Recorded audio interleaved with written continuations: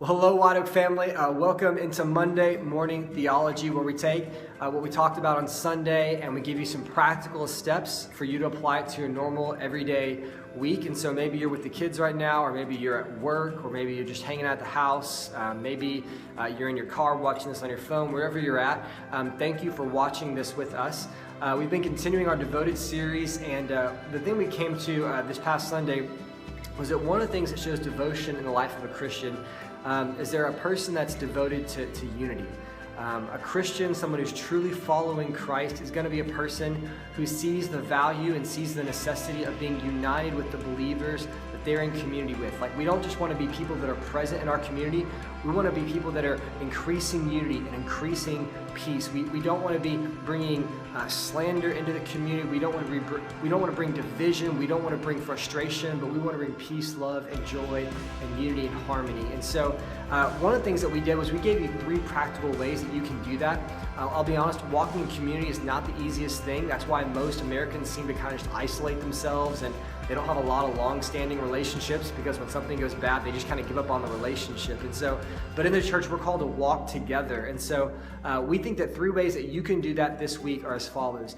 Number 1, believe the gospel. If you want to be someone who is a person of unity, who is a part of unity in the body, you're increasing peace, believe the gospel. When you are overwhelmed with God's love for you, that you are made clean and right and beautiful and lovely, not because you're a perfect person, but because Christ died on the cross for your sins and rose again, that when we believe in him, now we are risen with him, we are made clean, that in spite of all of our mess, God loved us still and made us clean. When you are overwhelmed with that message, if you walk into a Sunday morning service believing the gospel powerfully and like the wonder of that message and how impactful it is, you will be a person of unity. So everything starts with believing the gospel, because when you are overwhelmed with God's love for you, you're just always compelled to share that with others. The second thing we talked about was be together, right? Like, be around one another. If you want to be a person of unity, be around the church. In Acts 2:44, it says, and they were together.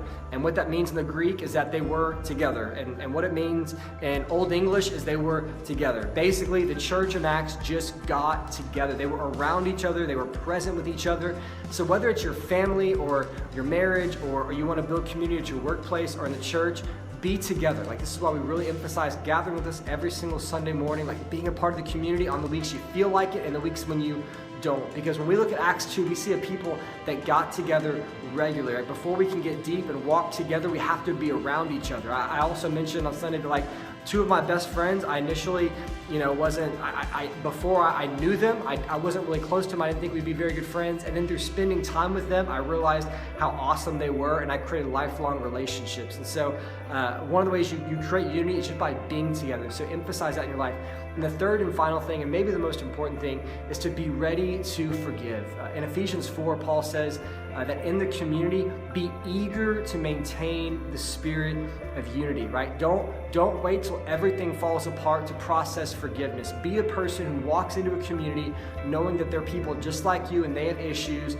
Walk with in your hand forgiveness. Be ready to forgive. Be ready to dole out forgiveness. Be ready to ask for forgiveness when you wrong people. So whether it's your family, your workplace, or anywhere you go, in order to be a person of unity, when you step into community, when you lean in, when you dive into a community, just be ready to forgive. And so we believe if you apply these 3 things, believe the gospel, just be together, be around each other, practice presence, and be ready to forgive, that if we do those 3 things, we can be people of unity as we seek to follow Jesus together. I love you guys. If you have any questions, feel free to email me at john@whiteoakchurch.net. I love you guys. I'm praying for you. Have a great week.